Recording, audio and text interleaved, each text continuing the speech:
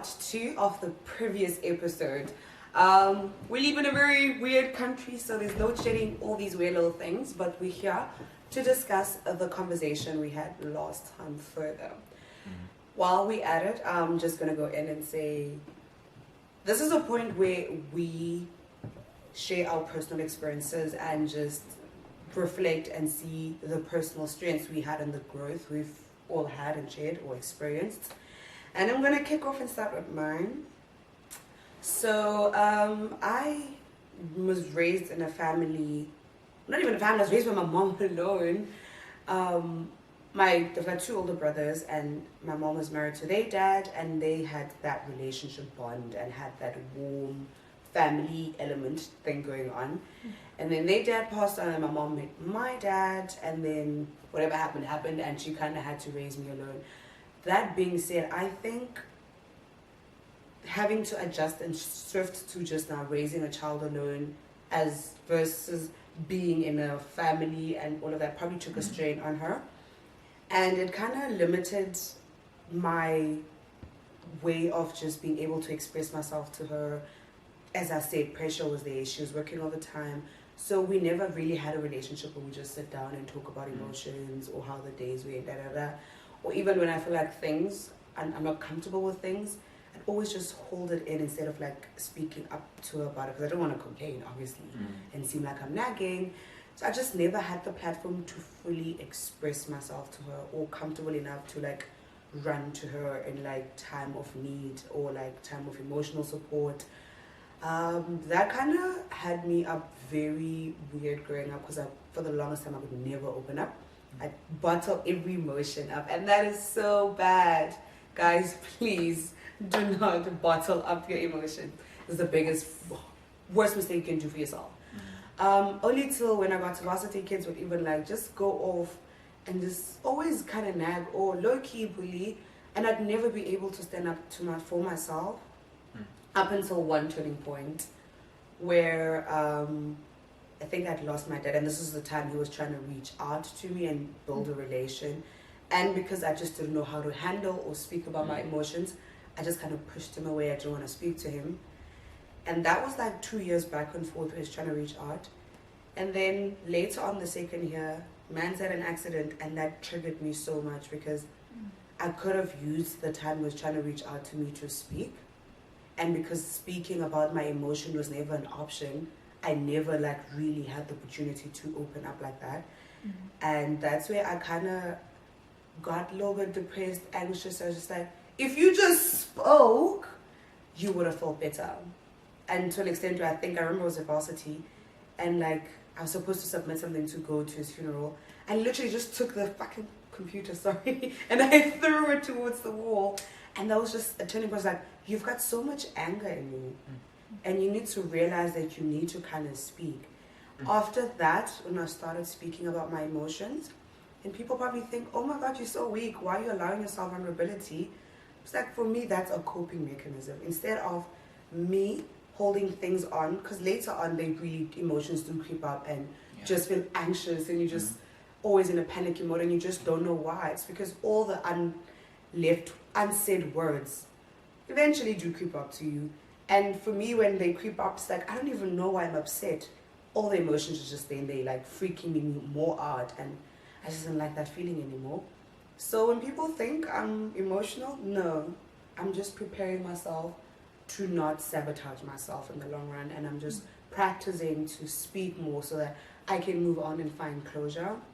So that is my story. I speak more. Even when I meet people, I'd rather you think I'm whining and complaining. If I don't like something, we'll speak about it so we move on, and I find inner peace. It's not about you, it's about me.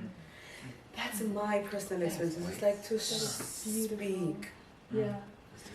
And for our viewers, how do you think you got to a point where you are now, where you're able to identify and express the emotion you're having without bringing in everything else? Because often when we finally can express our emotion, we'll be like, yeah, but this and this and this and this, and it becomes bigger. So how have you, within yourself, been able to identify or learn to identify and express your emotions?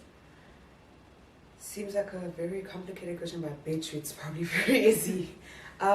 when you say how have I been able to identify it, please just... So how have you learned, like, okay, this isn't anger, this is actually sadness, or this is actually me feeling lonely or unheard or unseen? I'm sad because X, Y, and Z did me dirty, and that's okay to feel that way. Or I'm angry because life is just weird. Boundaries, yes, all of that. But it's just a matter of just sitting down and just thinking to myself, and also just being able to calculate the reactions I'm going to give. Number one, am I fleeing the situation just for my own peace? Number two, am I taking a couple of breaks to think about what I'm about to say and then addressing it? Or number three, am I just telling you, you know what, I need you to piss off. I'm not taking this. I'm just taking that moment to just realize which reaction I need to take for my own sanity. I think that's it. Because if I'm going to be upset and like tell you to piss off, that genuinely means that I genuinely don't want to deal with this right now. And it's not that I am mad. I just don't have the energy for that. And that's why I need you to shut the door and get out. Am I answering your question? Yes. Did I answer? Yeah. Okay, cool. Yeah. Thank you. That is very helpful. Thank you. Alright, cool. Anyone keen on sharing their experiences? Alright, so my one, I think in primary school, I was in quite a dysfunctional home. Things weren't really going great. It was quite a violent home. A lot of abuse was going on around. For me, it was more verbal abuse, and at the end, it became physical. But I was able to forgive my perpetrator. But I'll just never forget the day. So now my mom and I fled the situation, and we lived with my grandma for a while. And I'll never forget, I was always living under fear. There was always this like, you know, the world's out to get me. And, you know, I always thought things would never get easier. But then my grandmother reminded me, she was like, Austin, you're living with me now, and you're safe. It's safe. And I literally had to kind of unlearn this feeling of like the bombs are dropping, you know, or like I'm in danger. And I had to really start teaching myself that I am safe. And I'll just never forget that one day, like I was at that turning point. So it's an Afrikaans saying, like, you know, I was sick and tired of being sick and tired. Yeah. And I'll never forget when I made that active choice to be like, I'm free now. Now I've got to live in that freedom. And it's an ongoing process. Like there are days where like I have it, and there are days where that old pattern will come back, or that old memory or behavior will come back. So that's something I also just want to teach to you. Like understand that healing is circular. It's not like, cool, now I'm healed. You know, like you will be healed there, but we'll still go to the next level of that healing. And I'm now especially starting to just rather use certain, you know, mantras that my good old friend Carmen here did just chat to me about. And she said, you know, that one mantra, and then I said, like, I literally goes off on my phone at 7 o'clock in the morning. You know, everything is working out for me. You know, and to literally live in that and to believe it. Because, you know, we can say what we want to say, but we've got to believe what we're saying. But I'll just never forget that day when I chose to live in freedom and to not let that be taken again. And that's something that I also just encourage all of you, is to not allow someone to take your peace. And you do have control over that. Yes, there are certain surroundings and situations that happen that can alter that, but it is important to be aware that you do have control over your body, and it's your choice on how you're going to take that control. And that's something that I think I'm constantly learning, you know, and it's a very powerful journey. And I think it's important, don't put expectations on yourself, like, oh, this is how I should be, because trust me, you're going to you're going to just be comparing yourself. Yeah. So, you had said that there was a day where you decided that you're done, you're taking back your freedom. What triggered that? Like, what got you to that point? I just realized I wasn't happy. You know, I wasn't living this, you know, like that saying, like sometimes you'll just hit this moment where you're like, you know what, I know I can be better. That's just been in me, innate, where I was just like, why do I have to feel like this? I'm free now. You know, like the evidence was there. I just had to believe the evidence, and I just had to take that step of, okay, now I'm going to be free. Yeah. And that's what I chose. Yeah. Yes. And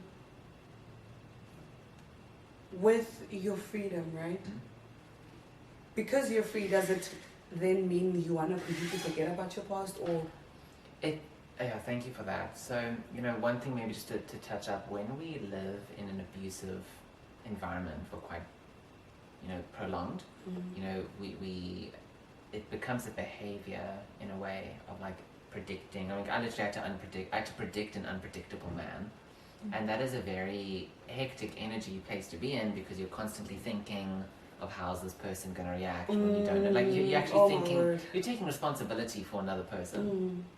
And to put that, I just basically, thank you for that, I basically told myself, like, you know what, I'm no longer going to give my power to this anymore. And that is a choice you make. You know, there's like, especially when you have that self-awareness, you start to realize, I don't like this anymore.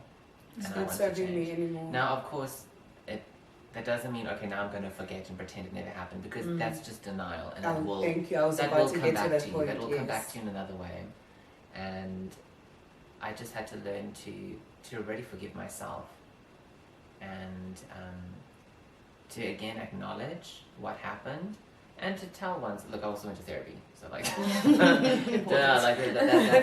that is a huge must when you go through any kind of traumatic event. But important there is, I just acknowledged what happened, and I think just because it's like my will, I was also like, you know what, this isn't going to define me. And that helped me a lot to kind of push me forward. You know, was choosing that this is not me. This is, you know, a part of me, but this isn't just who I am. Holistically, Yeah. you. Yeah. Do you have anything to add? Because I've got another question. No, that's incredibly beautiful. Yeah. Just to come back to the denial thing, because I just had something that popped up at the top of my head. I've had an experience, obviously something that I haven't shared, but that was so crazy that I blocked it out of my mind, completely forgot it ever happened, right? Now that is a coping mechanism for a reason. Sometimes your brain's like, yo, Too much. we cannot deal with this, but it will come back. But then eventually. now When you're ready. I feel like I'm being forgetful about a lot of things in my past, and I'm kind of like worried. I'm just like, Would you like to handle that one? I'd like to hear your. Okay, so trauma has a very unique effect on the brain. Our brains will block out things that signify or feel similar to a bigger traumatic event. So for instance, let's say you grew up in an unsafe household. Anytime you get into a fight or a disagreement, your brain can actually go over to override and you won't remember what happened. Okay. So memory loss or gaps in memory or temporary memory shuffling happens after trauma. And it can undo. So for instance, you can have short-term memory loss, but long-term you will remember it. So the day afterwards you won't quite remember But what like happened. in the long run, like that actually did happen. Yeah. I've been going through that a lot. Thank you. Do you have something to No, add? that's pretty much what you've said. Yeah. Yeah. Now talk for your Oh experience. God. Sorry you actually went through that. That's like crazy Yeah, stuff. but you know Yeah. that kind of. Now just remember, like like when that was all happening, yeah, it sucked. But when you look at it from a different angle and you realize, wow, look, we're not negating what happened, but that whole experience has really helped me move to what I really want to be, which is a counselor, you know, to become a accredited therapist, and really just to help people get unstuck and to help people take back their power. And I mean, I can draw on my own understanding that it is possible. It's not like, oh no, you will always be, especially that word always. No, there is always a possibility to change, to move forward. It's possible to change and move forward. Yeah, Love that. exactly. Love that. Positivity, yeah. Okay, so Take the floor. firstly, it's been an emotional week, so Mm-hmm. let's hope this doesn't bring up too much. I don't feel like crying today. I feel like crying I think today. that's important. So I just want to make just one thing for the audience here. Do you see how growing in strength isn't so simple? That it's a mental step-by-step process. Sometimes we think, oh, to show that I'm strong, I've got to physically Pick up show something, you that yeah. I'm doing it, or like Yeah. I've changed. Like no, sometimes it's literally this tiny little thing in your head where you go, you know what? I'm no longer going to feel like this anymore. Yeah. Because it's not like you look at your whole life and you go, you know what? This isn't It's fucking not worth working it. for me It's anymore. not serving me. Yeah. Yeah. So just note that. Yeah. Thank you. Mm. So for me, I think the thing that has Cool.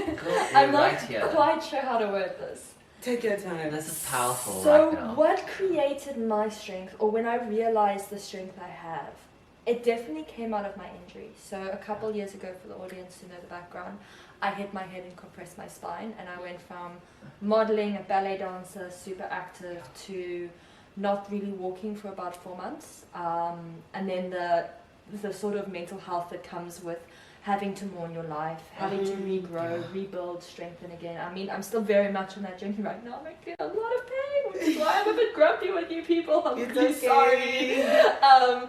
So I'm sort of managing all that. I'm almost always in chronic pain.